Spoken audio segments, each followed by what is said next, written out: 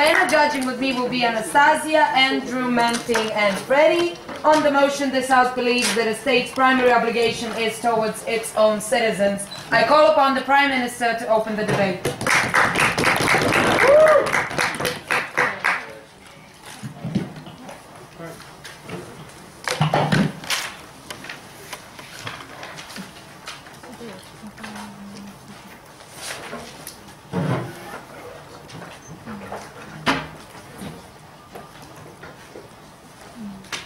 So before I start, I just like to say thank you to my lovely Veronica, who gave me the power actually to bring this tournament and to get to the final. Thank you very much. Like you're my inspiration every day. So thank you very much, Madam Speaker, for this thought. So today we discuss in the motion this House believes that the state primary obligation is for its own citizens. Firstly, talking about model. So we believe that we can't prioritize the interests of citizens of different states or selfish interests of the politicians, which like a part of our state, over interests of our own citizens, or like our taxpayers or people who live inside our country. We let me clarify. We agree to make some charities and to help other countries. We agree to help other people from abroad, from different countries, until it harms our people, until it harms interests of our citizens. So in the case if it's not mutually exclusive, we agree to make our best to provide all support for poor countries and all this. Also believe that pursuing interests of our people, it's not a good thing, obviously, to make aggression against other states, to invade it and destroy other people's lives and so on. So actually we have I will have three arguments in my speech. So first, we'll be connected with the birth lottery. Second, with the social contract, and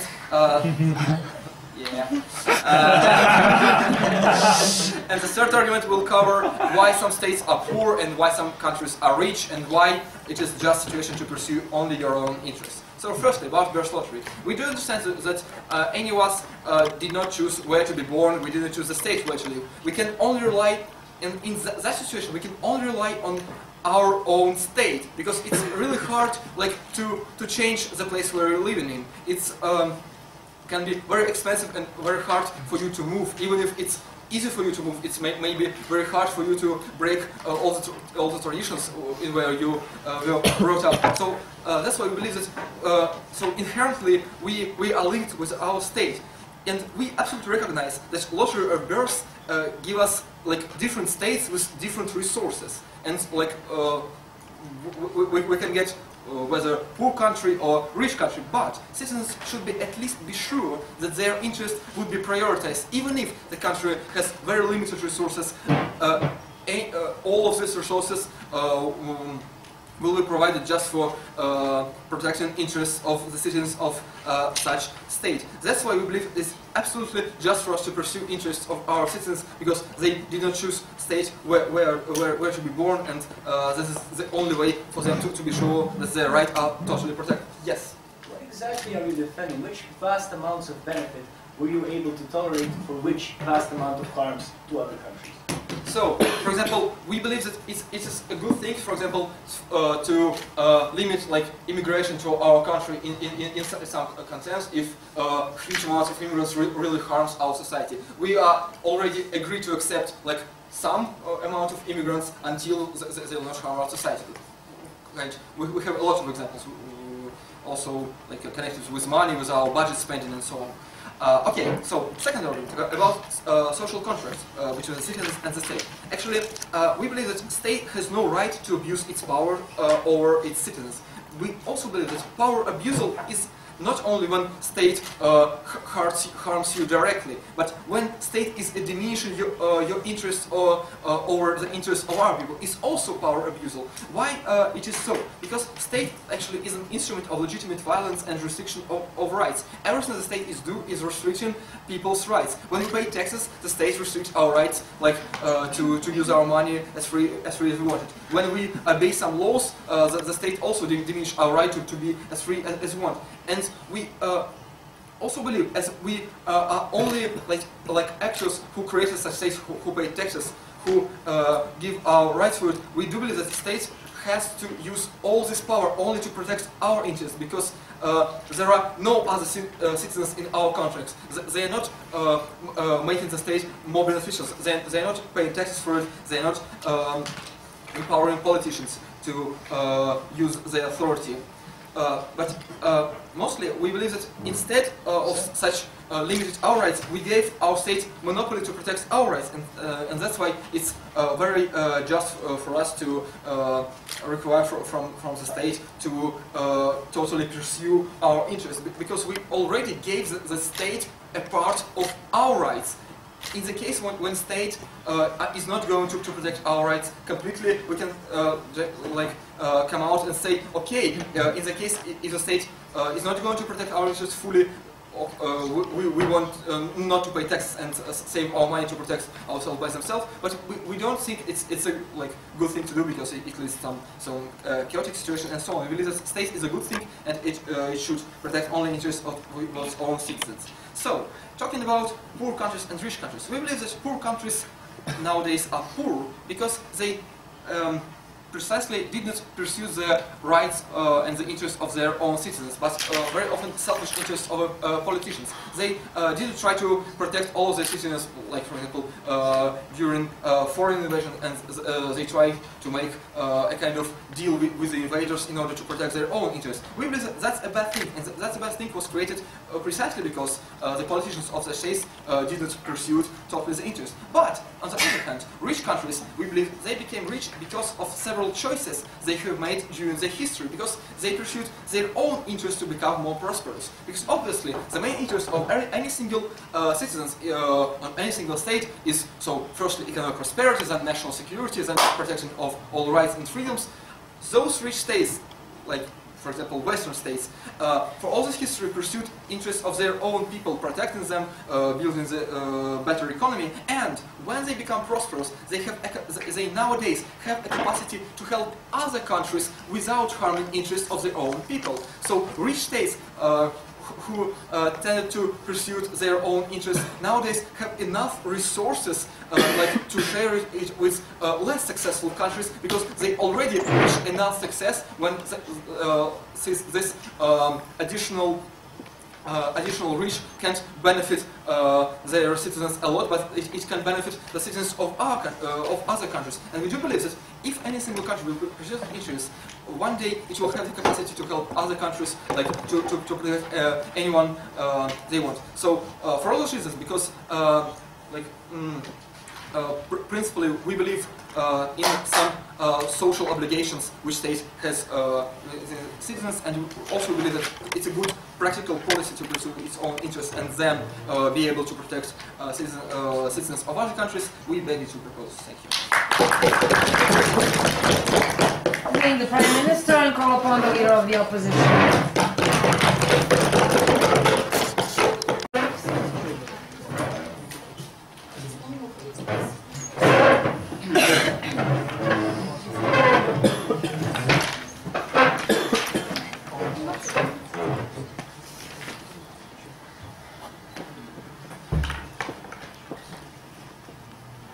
Can I? Yeah. Yeah. Okay. Madam Speaker, thank you very much for lots of rebuttal to the Poland government. First of all, we say that if our people feel that we have to save the pure Ukrainian people, we'll do that because it is like the preferences of our people. If we really believe that we have to do that, the government would have to satisfy our preferences, and we would give the humanitarian aid to these people, and etc., etc., etc. But also we say, if we see that some immigrants might be beneficial for our economy, we would accept these immigrants to our country, like it happened in the USA, like it happened in Israel, for example. What we are standing for on the side of the government is that in cases when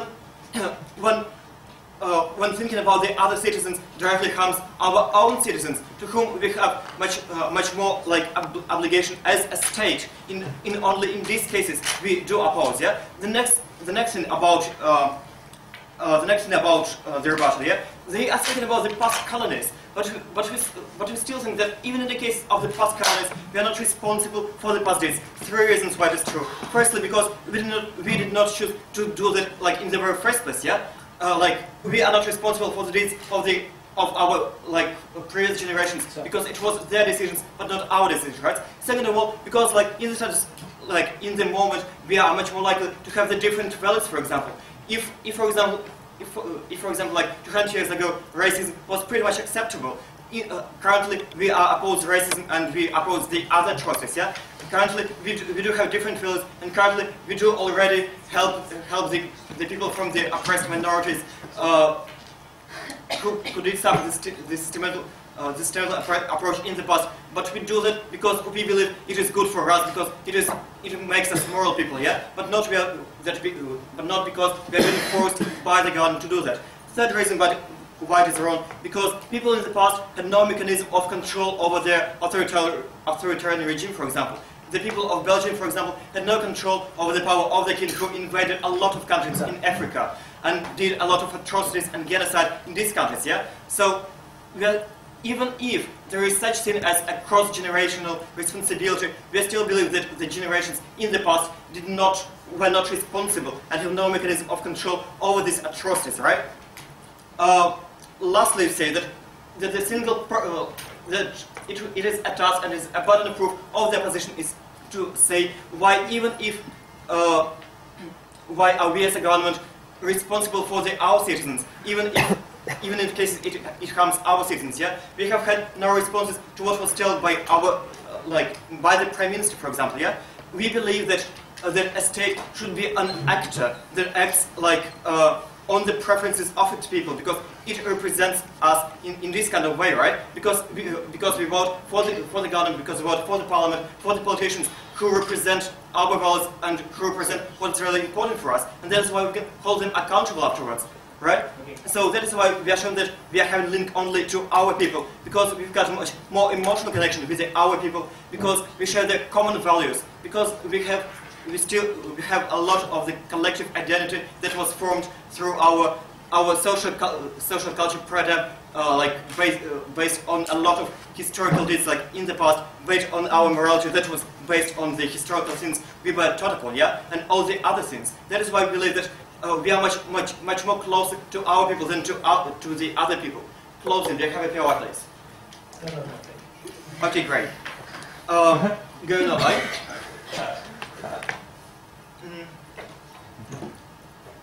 Two additional points from government. First of all, we believe that no rights come without obligations, for example, right? So in order to have rights in our society, we have to pay taxes, we have to provide for the other people, yeah?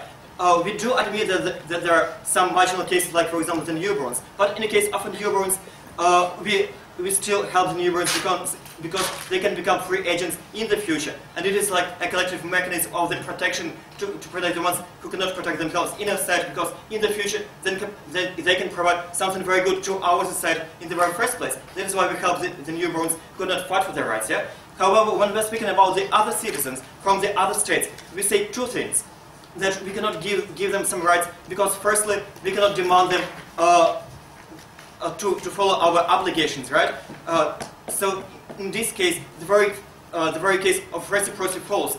I do not, for example, help I don't know, like a guy somewhere, for example, in Africa, because I cannot be sure that in the same position he will not help me. That is why on the very basic idea of reciprocity, I don't want to help him in the very first place, because I'm not sure what he will do in my class, yeah? Second of all, we say that here, even if some people could understand that they have obligations, and even if they wanted to follow these obligations, we still believe that they would mischaracterize these obligations to our society, right? Because they were raised and they were born in a very different cultural narrative, yeah? They have never shared the common culture with us, the common history with us, and that is why they cannot understand what's really good for us to make what makes us feel a moral person, yeah? What's really important for us as a citizen. That's why they can never fulfill their part of the social contract, yeah? And in a way of following the obligations that we believe should be made by the guys in our society. Yes, please. Do you believe that a person who's helping other person without getting absolutely anything in return is acting immoral? Let's repeat that. You believe that the person that's helping another person, is not getting anything from it, is acting immorally? Well, I really don't believe he's acting immoral. I believe that if he's helping the other person, there are a lot of things why can actually do that. Because, for example, if he gets some positive credit inside his head, if he helps the other people, I believe that, like in many cases, they help the other people out of the egoistic reasons, for example. Yeah. Okay. What have we told you about in this from the open government? We do say that firstly. There is such thing as a birth lottery, and being born in this country like Russia, for example, we always need to be sure that the states would save us in any situation and would protect our rights in the very first place, in the first situation, because it would be like you would not be able to choose a country and move from the country. Yeah. Okay, I know I got it. Second of all, we say here that. We got more link to our own citizens because a lot of the emotional connection, because the state is responsible for our people, because it has to satisfy our preferences of our people, and that is why it has to represent us as society. And finally, we say that we cannot demand some kind of obligations from the other people because they can never satisfy these obligations. For all these reasons, we're happy to be in favor.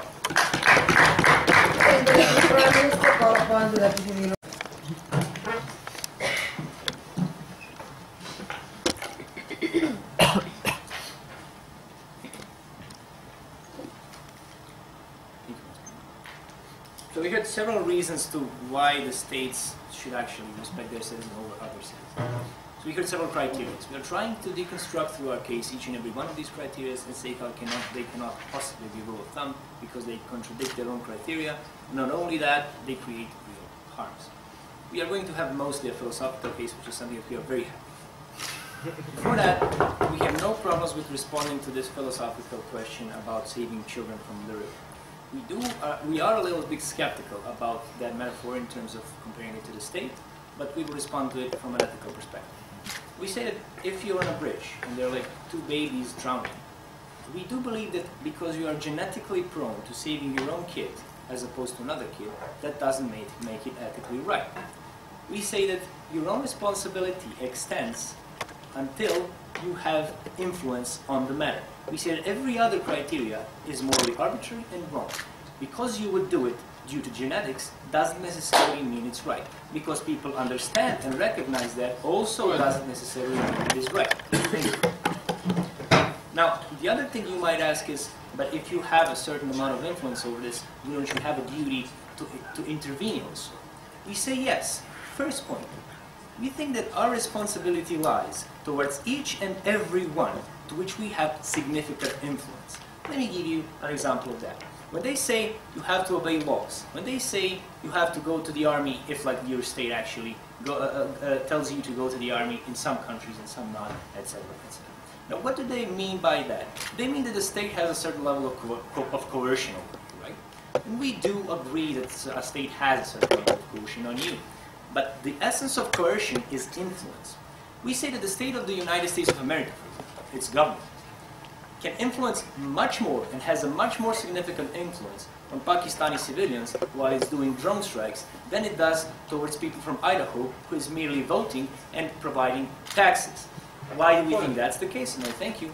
We say it is a metric of coercion is way different because we believe that you owe something to people to which you extend your influence the most. We say that this metric, therefore, cannot be the rule of thumb.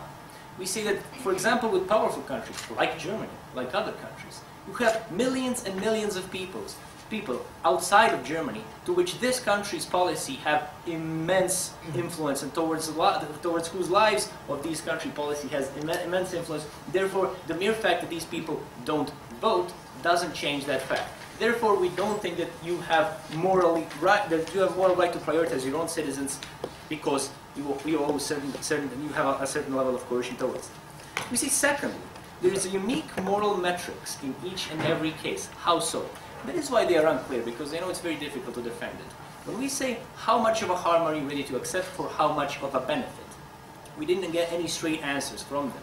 What we got is basically, so you don't destroy yourself, so you don't cause significant harms. What we say that each and every asylum seeker, each and every immigrant is a unique moral metric to us. And we don't believe that you can generalize people to that extent to say that everyone that pays taxes, that everyone that votes, actually it for him means more than for someone who is coming to our country. In this respect, if we are saving his life, if we are saving his life in any meaningful way, not only economically, but in other ways as well, which is something that I will explain later, we don't think that our rule of thumb should be he is not paying our taxes and we might be harming our own citizens. We say that if that harm for our citizens is not extremely large and if the benefits for these people are better than the harms of our citizens, then it doesn't matter what our citizens say, we still have a duty to accept this person from a moral perspective.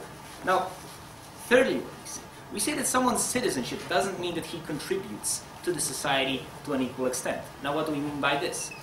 The fact that he's obeying laws, the fact that he's paying taxes, doesn't necessarily mean that he is contributing to the state to the same level like other people. We see there's like a lot of people that can contribute to our interests much more.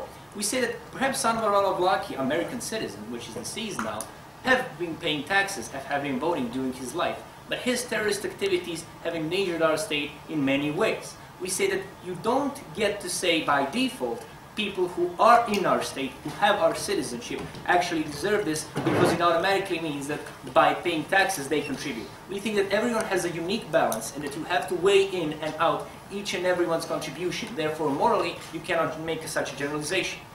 Now, we say fourthly, when it comes to values, it is something that you said which is very important, that is birth lottery. As I already said in my rebuttal, you have to prove to us that if X is completely arbitrary, morally arbitrary, if Y comes out of X, that we have some sort of responsibilities from Y. We say that we don't, and here's why. We say that these set of values, these collective identities and cultural thing that they are speaking about, is not necessarily due to the fact that it's the lottery of birth attached to the people who are exactly on our territory. What do we mean by this? We think there is a lot of people outside of the United States of America who identify with exactly the same values, and they buy into the exactly same the same narrative that Americans have, their freedom of choice, their freedom of, even carrying guns, why not? There are different sorts of freedom and policies. We believe that that level of identification is not something that goes by default from the people in your territory. Therefore, what we say is that these people will self-actualize to a much better extent if they would come to America. And here's the thing. We don't think that we have the proper metrics to actually evaluate what does it mean for these people. I'm giving you a point. So, regardless everything you told to us, it's still immoral to betray people who rely on the state and who expect its help for them. Exactly. But there's a lot of people who rely on the state and on who we actually exert our influence, which are not our citizens, which are not necessarily the people who have our citizenship.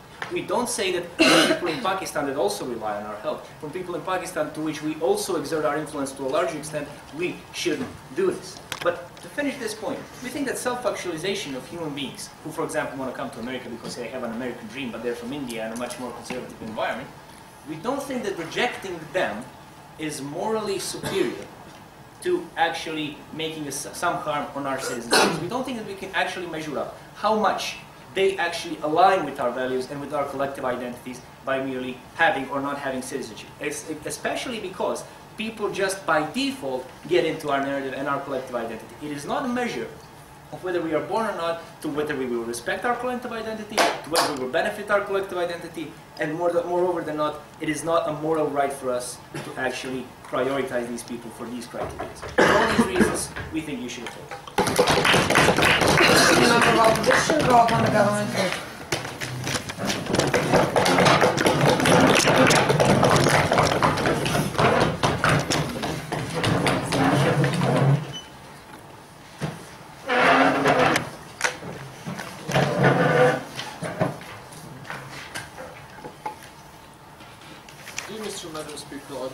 Two questions and some.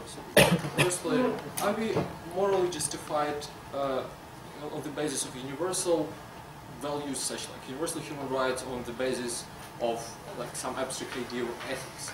And secondly, what work is practically better under the model of a national state, a state when anyone does not give specific type of responsibility on behalf of a state, in the way like we all have somehow started to believe in some abstract idea of ethics that was proposed to us from the closing. Before a few points of rebuttal, they come to us like, okay, just because of some genetic thing, I'm going to help to my children is the major reason. So actually it's not the reason.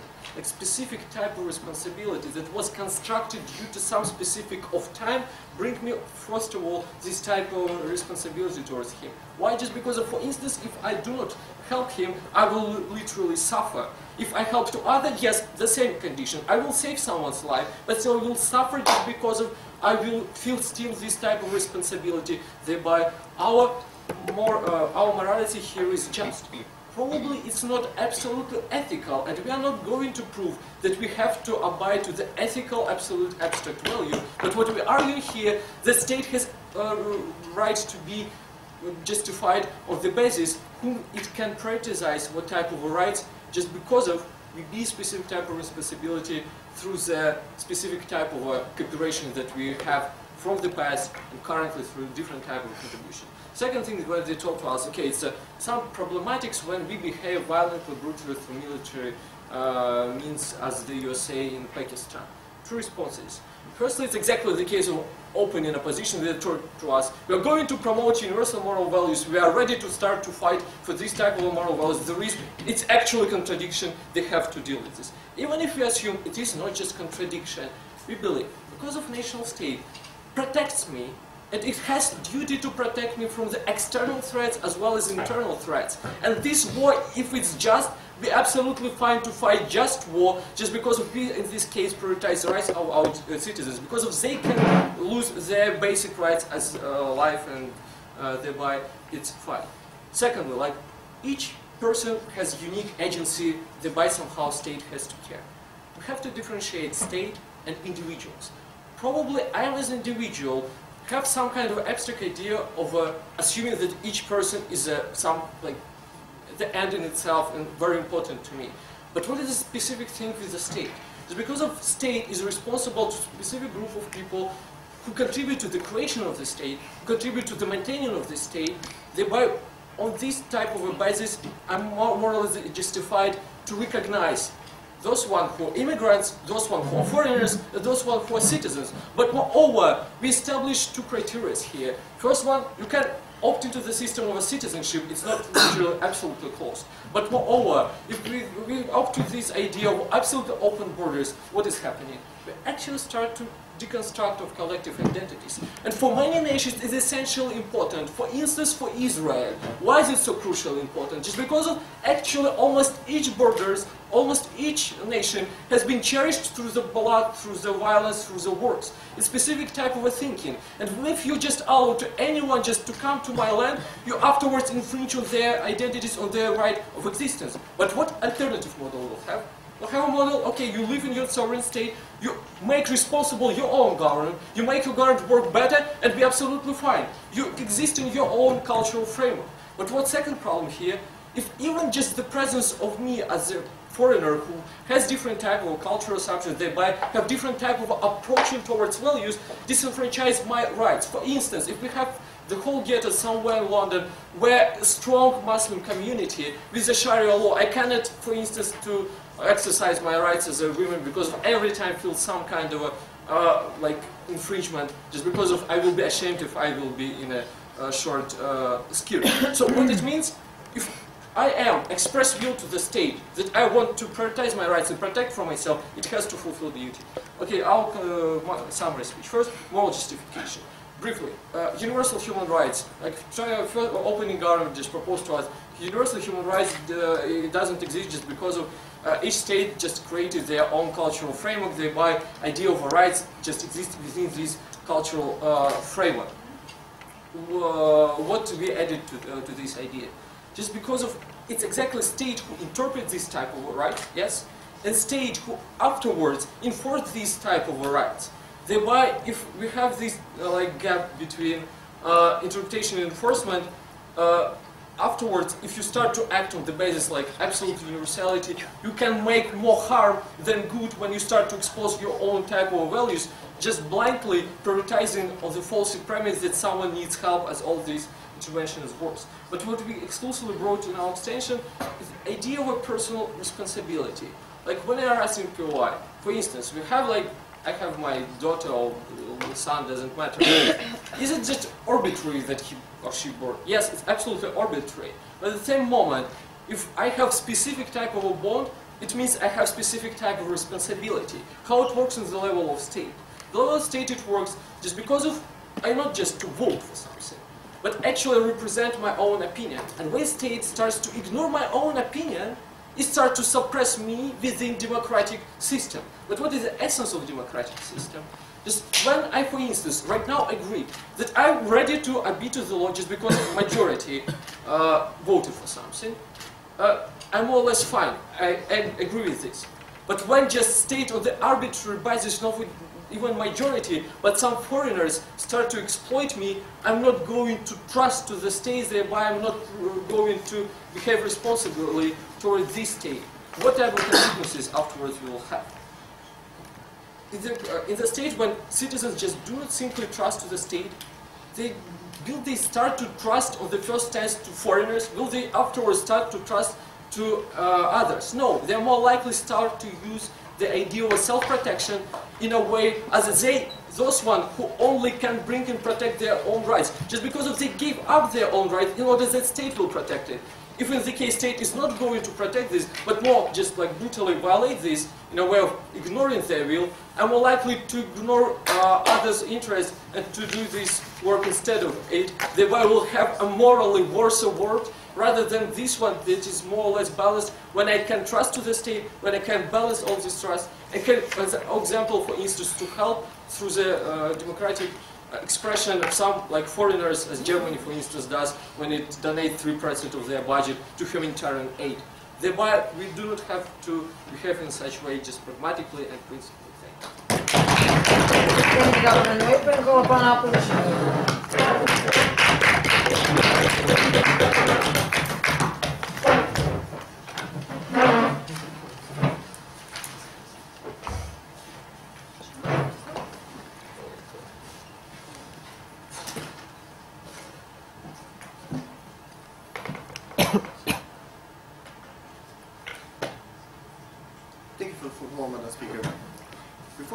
My two major clash points, so that is ethics and moral, A, and B, what makes us contribute to the country that we actually can call ourselves the ultimate benefactors. Before I go to that, I'm going to give you one point of refutation toward the case of the second government, who actually saying us that if state doesn't absolutely prioritize their citizens, they will lose faith in the government. That is not true. A, in the moment when you actually are part of the country, you are actually its citizens. Just based on the truth that you are its citizens, it doesn't mean necessarily that you are ultimate contributor to it. In the moment when you are not the ultimately contributor, you are actually not someone who is actually ultimately asking you to be in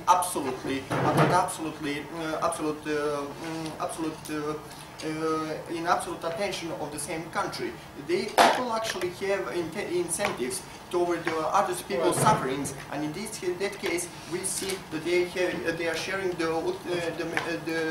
they share the same values, and if people see someone suffering, the people are actually lean toward to believe that if the government has helped someone, it doesn't necessarily mean that they are going to lose the faith in that same government. Even furthermore, we believe they will support them even more. So, two major clash points. First, ethics and moral. What is actually ethically and moral to do in these kind of cases from the side of the government? A, in moments when you actually come to the moments of ethics, it is something that is ultimately accepted, that should be done without any emotional attachments. In the moment when you actually see someone that actually needs help, you are there to go to help them. You do that instinctively because you know that it is expected from your side. You see actually as a huge country that you actually should help someone who is actually hurted.